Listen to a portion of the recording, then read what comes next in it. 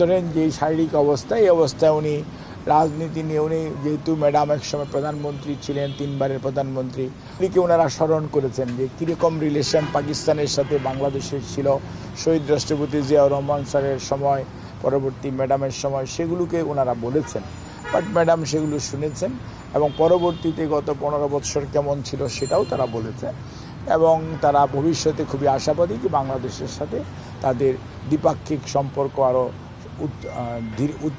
ধীরে ধীরে আরও ব্যাপকতা লাভ করবে। এই ব্যাপারে তারা তাদের আশাবাদ ব্যক্ত করে এবং সর্বোপরি বাংলাদেশের স্বাধীনতা যুদ্ধ এবং জিয়াউর রহমান স্যারের সময় বাংলাদেশের সাথে পাকিস্তানের রিলেশন এবং বর্তমানে বাংলাদেশ সরকারের সাথে তাদের কী অবস্থা এবং বিএনপির সাথে বাংলাদেশ পাকিস্তানের যে রিলেশন, সেই রিলেশনকেই তারা আবার নতুন করে আগামী দিনে যাতে ঝালাই করতে পারে, মিনস তারও আরও নতুন উচ্চতায় নিয়ে যেতে পারে, সেজন্যই ওনার সাথে কথাও বলেছেন, আলোচনা করেছেন। বাট ম্যাডাম যেহেতু অসুস্থ, কাজে ম্যাডাম এগুলো শুনেছেন এবং এটা বলতে পারেন যে পুরোটাই একটা সৌজন্যমূলক সাক্ষাৎকার ছিল।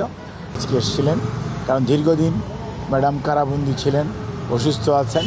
সে অবস্থায় ওনারা বেশ কিছুদিন যাবৎ চেষ্টা করছিলেন ম্যাডামের সাথে সৌজন্য সাক্ষাৎ করার জন্য। কাজে এই সাক্ষাৎকারটি সম্পূর্ণরূপে সৌজন্য সাক্ষাৎ।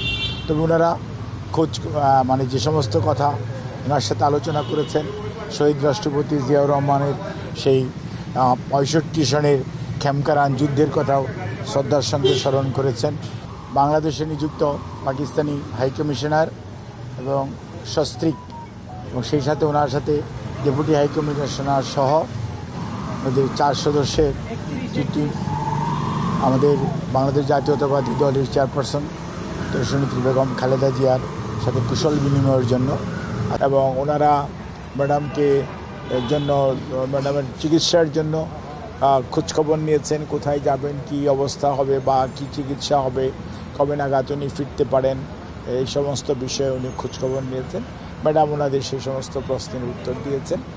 আর সর্বোপরি তারা ম্যাডামের সুস্বাস্থ্যের জন্য, সুচিকিৎসার জন্য দোয়া করেছেন এবং ওনাদের দেশের প্রেসিডেন্ট এবং প্রধানমন্ত্রী শুভেচ্ছা ওনারা ম্যাডামকে পৌঁছে দিয়েছে।